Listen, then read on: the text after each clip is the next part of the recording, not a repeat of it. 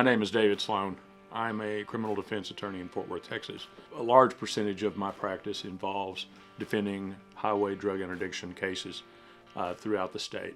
I'm here today to tell you a story about a former state trooper that has not yet been told, and I think it needs to be told. Former Wichita County DPS trooper pleads guilty to one charge and is placed on 2 years probation in a drug evidence tampering case. 47-year-old Chad Harden of Iowa Park accepted a plea deal to tampering with or fabricating evidence with intent to impair an investigation. Chad Harden was a trooper stationed in Wichita County, which is Wichita Falls, and he was just wreaking havoc on the public. Wichita County, or Wichita Falls in Texas, is a major crossroads with 287 running right through it. And 287 is the main highway for people traveling from Colorado and actually even California, coming down off of I-40 to the southeast United States.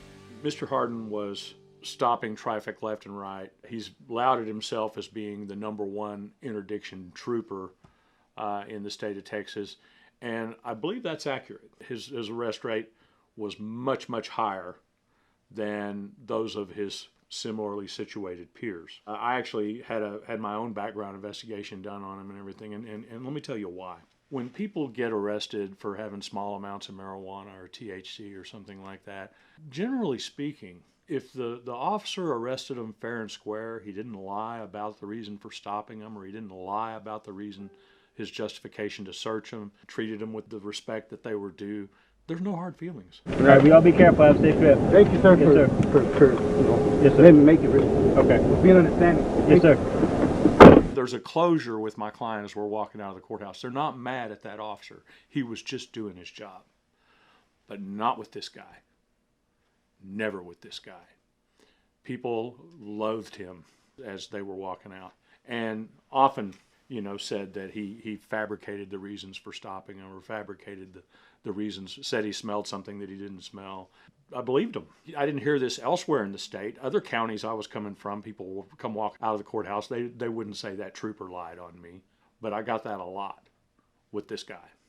He stopped a lot of people, and for very, very small amounts of cannabis or THC, really, really wreaked havoc on them. In particular, the patients, the people that were traveling with medications that were legal in their state, or it was legal in the state where they had bought it or whatever, and they were just passing through Texas. They'd leave out of here with a felony on their record. So anyway, I received a notice from the state indicating that it's called a Brady notice, and that's where the state has to disclose to you if there's something wrong with their case. And I had a number of cases in Wichita County involving this trooper, and they just basically said that if you were to ask Texas Ranger Weaver about the honesty of this trooper, he would say that he doesn't believe he's honest. And that was all this Brady notice said. I thought there's got to be a lot more to this.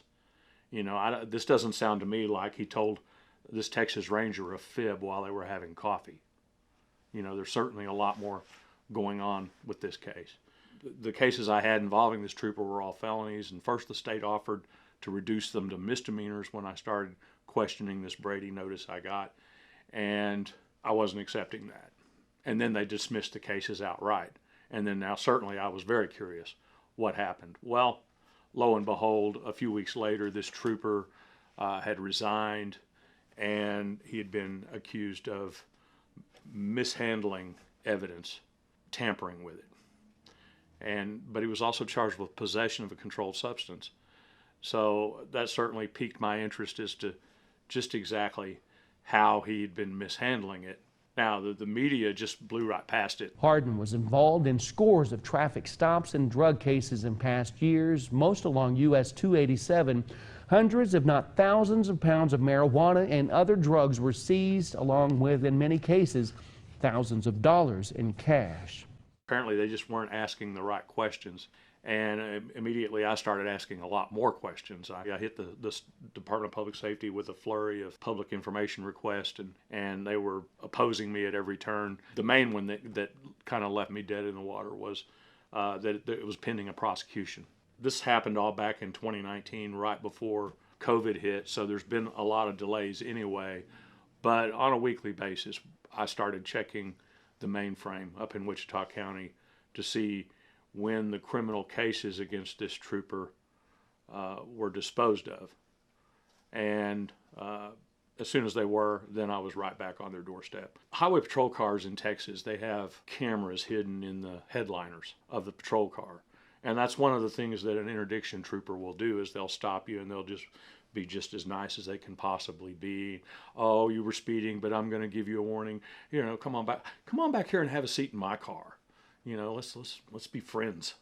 You know, back there, and getting you back there so that they can have an on-camera interview with you. They're getting ready to interrogate you on the side of the road on camera. You ever been arrested for anything? Mm-hmm. Where you been arrested for? Possession of marijuana. Part of my request was I wanted all videotapes from this trooper's car. I wanted not only the one pointed through the windshield, but I wanted the videos of what's going on inside the car.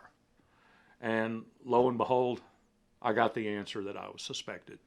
You know, I've had a lot of clients over the years wonder when the police took their marijuana if they weren't using a little bit of it themselves. And I can say that there have been times where I had a client that had just been to wherever it is they got what they got, and they knew that the weight or the measurements of what they had in their possession was exact. And when we get the lab report back, it's a little light in terms of what the person says they actually had when they got arrested. Doesn't happen often, but it does happen. That seems to be a prevailing question that a lot of people that have had their marijuana taken from them by an officer, if that's not what's going on. And that's what was going on here. This trooper stopped a man on his way back from Colorado, allegedly stopped the man for speeding, ended up searching his car, took some vape pens from him. No vape pen cartridges with THC? Mm-hmm. No? Yeah. I do, man. And within 5 minutes of releasing him, the trooper reached over and got that vape pen out of the seat and was nibbling on it to see what it tasted like. Went another 25 minutes down the road, pulled over on the shoulder of the road, and started hitting on it. The DA's office didn't tell us that. I accidentally inhaled THC, as stupid as that sounds. And I felt it fill up my lungs. I pushed it out as fast as I could, and there was smoke everywhere. I've never seen anything smoke so much. I did not mean to inhale it. I mean, I smoked weed before Highway Patrol. I told them whenever I came in, I told them all about that. That's embarrassing. I was wigged out. Basically, got caught in his own trap. He videotaped on his own camera, tampering with evidence, as they called it. But what disturbs me is the Texas Rangers found 20 other cases where this trooper stopped somebody, took their contraband, their THC or their marijuana, and it never made it to the evidence box. You know, he just said, I'm going to send this into the state lab for destruction, and it never made it. And what troubles me is the district attorney's office knows about those 20 other cases. I mean, it's on video, the trooper taking the contraband, and it never making it to the evidence box. That, and along with the video of what he's actually doing with this stuff, I don't understand why the trooper was charged with just one count of tampering with evidence and just one count of possession of a controlled substance. I could understand maybe not charging him with multiple counts of possession since they don't actually have the substance there to test. But they certainly got 20 counts of tampering, and that's a third-degree felony.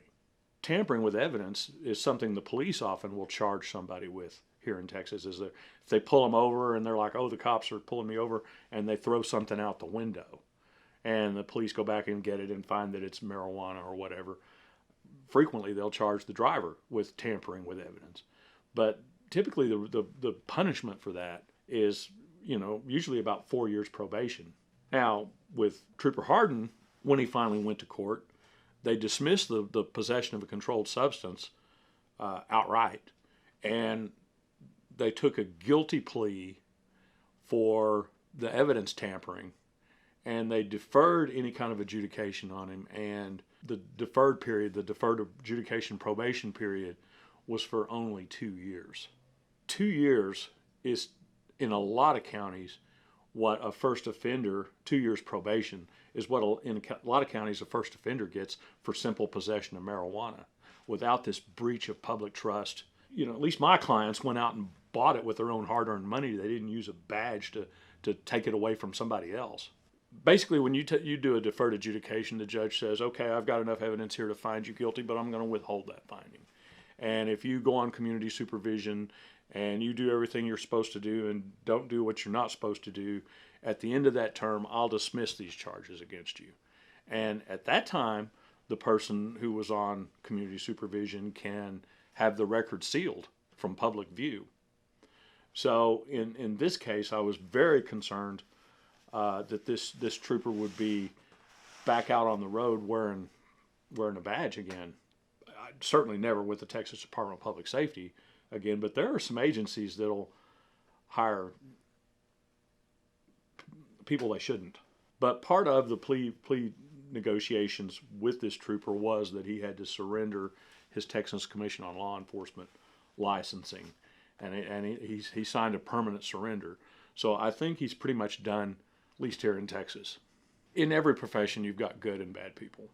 You know, you've got people that shouldn't be there, and you've got a lot of people that are there doing all the right things for all the right reasons. You know, and I think that, again, Texas, the Department of Public Safety does a very good job screening their employees. Just occasionally a dud gets through, like this one. But there's nothing to assure the public that an officer's going to do what they're supposed to do or not supposed to do, but our faith. We have to place faith in them that they're going to do the right thing. Very easily to pinch from the cookie jar if that's what an officer's of a mind to do. Now, a lot of the larger agencies, they have the money and the resources and the internal and systems and checks and balances with random drug testing and things like that, where they could often catch an officer if he was doing that. But I see a lot of rural agencies that they don't have the budgets for those kinds of things, to keep everybody on the straight and narrow. Now, I would say this. I have no doubt that Chad Harden was a rock star with the Texas Department of Public Safety. I saw a lot of evidence of him being called upon to speak about his prowess and the job he does in interdiction, and it seems to have been all mopped up now. I can't find exactly what these functions were again, but I saw them over the years. He was their poster boy. He was their golden boy. And I have little doubt that there's going to be law enforcement officers watching this video.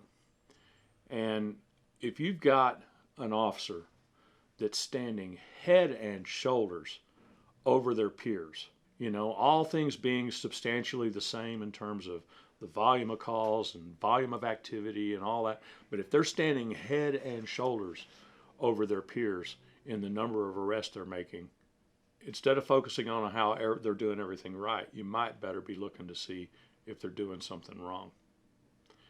Good example with this trooper. Now, a lot of times, he had a reason to stop people or whatever. I mean, they made it easy for him. They were speeding or something like that.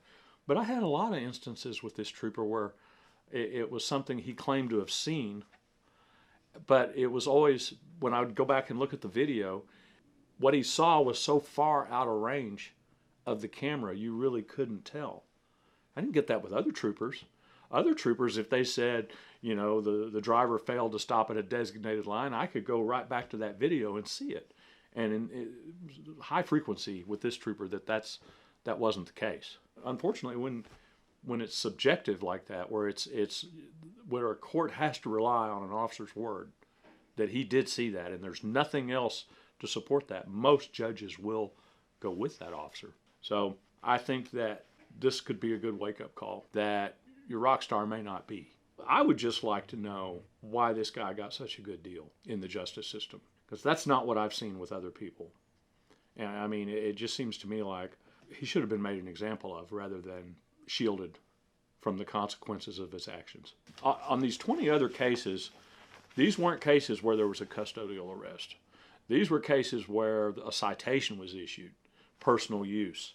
These 20 cases are just a 6-month period involving this trooper. Just telling my cousin I got pulled over after the fact that we don't. Just being honest, you know what I'm saying? The problem with most people when they get stopped in this situation, they think if I'm just extra nice, I can talk my way out of this situation. And the police can ask anything they want, and you're free to answer it if you want to, but there's going to be consequences. And one of the favorite things the cops will do is they'll say, you know, if you're just honest with me. If you only have a small amount and you're upfront and honest about everything, then I'm not going to take you to jail. Basically, make it easier on yourself by telling me, you know, that you've got something, and they do. They can't confess fast enough. I'm a pothead, you know what I'm saying? And of course, the officer may not have had any reason to search the car at all, but once you admit something's in there, there you go. They're in your car.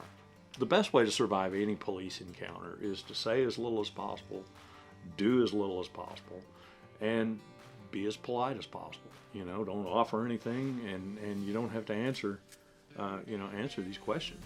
When I speak of the Texas Department of Public Safety, I think I travel the state.